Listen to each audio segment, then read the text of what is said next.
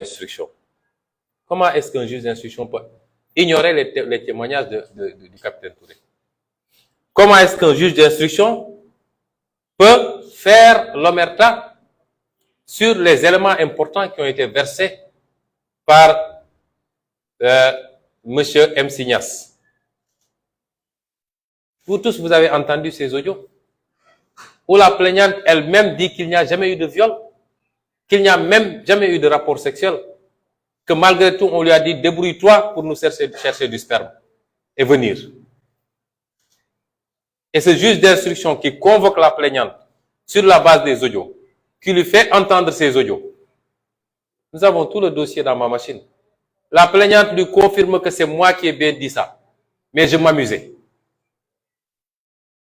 Vous avez entendu? Qui confirme les audios de M. Signas, dans lesquels elle-même reconnaissait qu'il n'y a jamais eu le motif qu'elle me collait. Comment est-ce qu'un juge d'instruction peut ignorer tout ça? Tout ça pour revenir renvoyer un dossier. Comment est-ce qu'un juge d'instruction qui a des réquisitions téléphoniques, lesquelles réquisitions téléphoniques montrent les trafics qu'il y a eu, les appels qu'il y a eu entre les différents protagonistes du complot, avant, pendant et après l'événement, aux heures même concernées, entre Mamour Diallo, Maître Gabisso, le convoyeur, le Sidi Ahmed Mbaye, la plaignante. Comment est-ce qu'un juge peut avoir tous ces éléments-là et renvoyer ce dossier en procès? Il n'a même pas instruit. Tous les éléments seront rendus publics. Quand vous lirez l'audition de Mamour Diallo, c'est ridicule. Vous convoquez une personne qui a été citée dans un dossier avec des audios, avec des réquisitions téléphoniques. Vous laissez la personne dire ce qu'elle veut. Elle dit non, je n'ai rien à dire. Mais s'il y a une plainte contre moi, là, je viens de répondre, mais mes avocats m'ont dit de ne pas répondre. Vous la faites signer et elle part. Ça, c'est de l'instruction. Ça, c'est de l'instruction. Même pas des questions de relance sur les différents éléments qui chargeaient cette personne par rapport à sa participation dans un complot. Cet homme, Omar Maham Diallo, est un politicien. Je le considère désormais, et tous les gens qui sont avec moi, comme étant simplement un adversaire politique qui a exécuté une commande politique. Et il faudra qu'il en assume toutes les conséquences. Il faut qu'il assume sa responsabilité par rapport à tout ce qui pourrait se passer. Et il faut qu'ils comprennent qu'ils rendront compte tôt ou tard. Parce qu'il faut que les magistrats de ce pays comprennent qu'ils n'ont pas un blanc-seing pour faire ce qu'ils veulent. Ils doivent appliquer la loi et exclusivement la loi. Notre parti politique, PASTEF, l'opposition de manière générale, souffre beaucoup du comportement des magistrats de ce pays. Aujourd'hui, notre adversaire, ce n'est plus Macky Sall. C'est des magistrats. Je ne dis pas tous les magistrats. Parce que nous n'avons pas eu affaire à tous les magistrats pour pouvoir apprécier. Et je demeure convaincu qu'il y en a qui font correctement leur travail. Mais les statistiques montrent que tous les magistrats auxquels on a eu affaire jusqu'à présent sont des magistrats qui ont exécuté des ordres qui sont dans la persécution.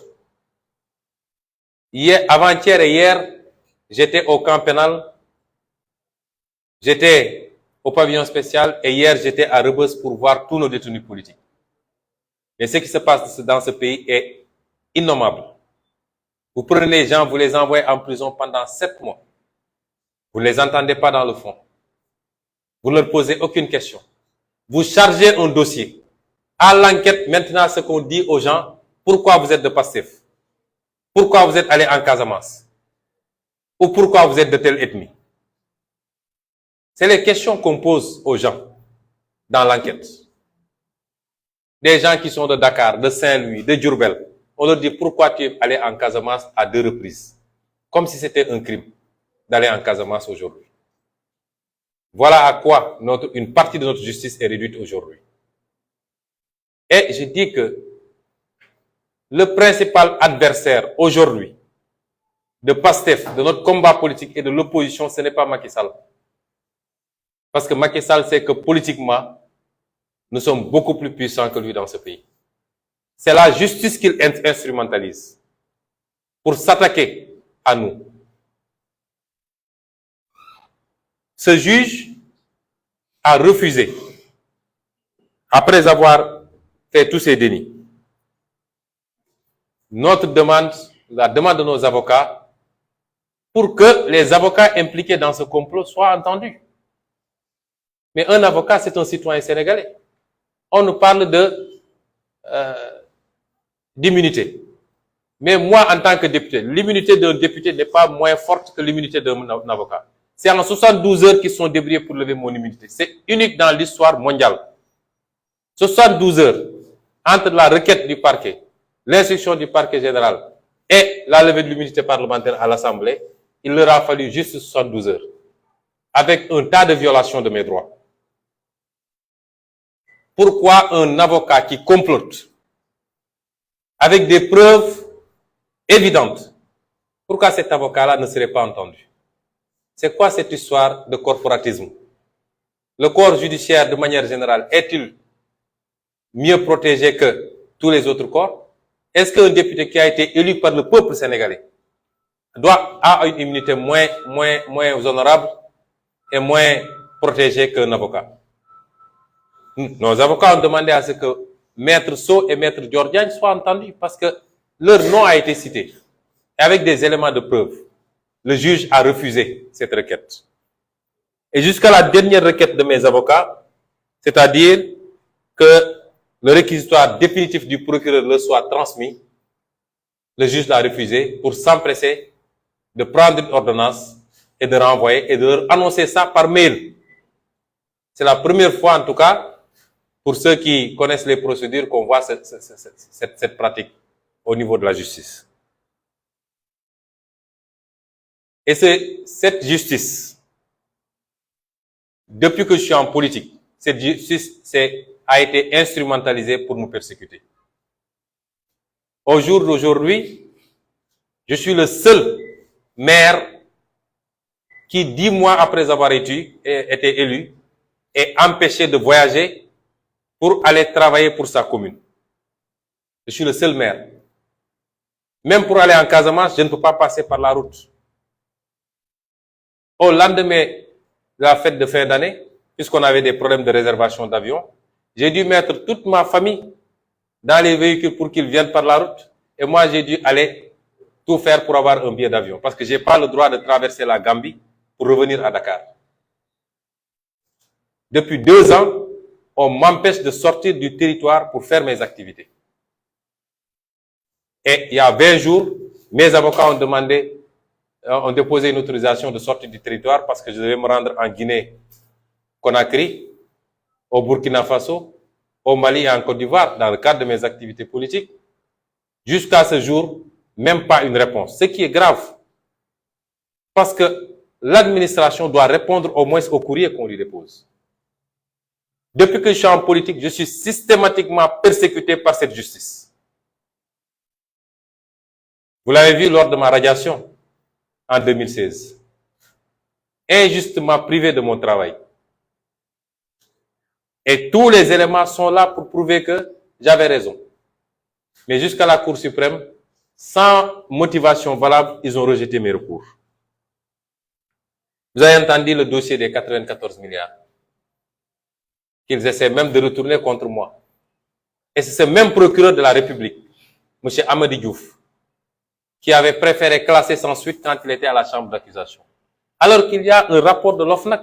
Et ironie du sort, il se retrouve maintenant procureur de la République, il a un rapport de l'OFNAC sur sa table qui dit que tout ce que M. Sonko a dit est vrai et qui exige, qui recommandait l'ouverture d'une instruction contre tout ce beau monde.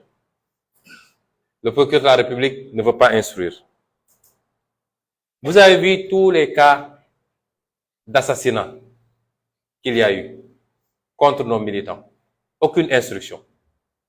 Aucune enquête.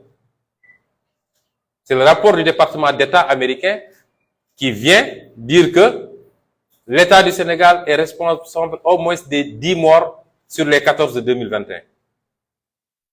Le président Macky Sall avait dit qu'une commission allait être mise en place. Où est cette commission?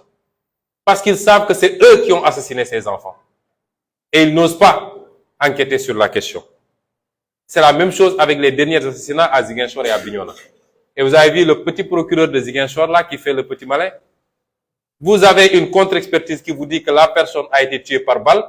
Vous saisissez un juge d'instruction pour lui dire « Faites une enquête pour me dire le genre de mort ». C'est quoi ça?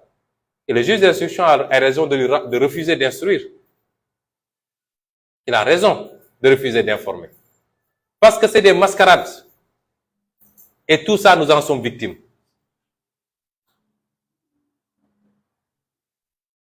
Quand nous saisissons la justice ne bouge jamais. J'ai parlé des 94 milliards. J'ai déposé des plaintes contre M. Mamour Diallo.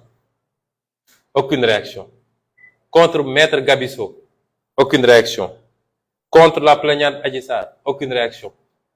Contre Serigne Bassirou Gueye. Il n'y a que sur ce dossier que le parquet général a transmis le dossier à la DIC qui m'a appelé pour confirmer ma plainte. Tous les dossiers que nous déposons, nous, la justice fait le mourant et laisse le dossier mourir de sa belle mort. Mais dès lors qu'il y a un dossier qui nous concerne,